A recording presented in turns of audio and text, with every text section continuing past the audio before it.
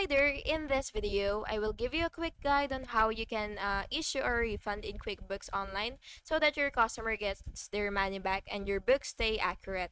So for the eligibility for a refund, you should take note that the 60-day money back guarantee does not apply to monthly QuickBooks Online subscriptions.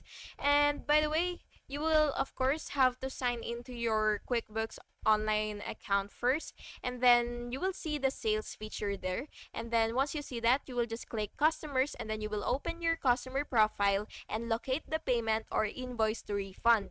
Next, you will click the payment and choose refund receipt if refunding a payment, or create a credit memo if issuing store credit.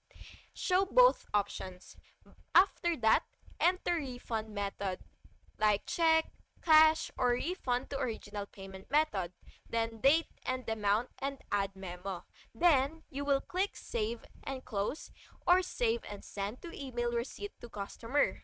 Finally, reconcile the refund in the banking register and attach refund receipt to the bank transaction for audit. And that's basically it. And by the way, quick tip, use credit memo when customers want store credit instead of cash refunds. And that's it. Thank you for watching, and I really hope that this video was helpful for you. And if it was, please make sure to like and subscribe for more videos like this. Thank you and have a good day.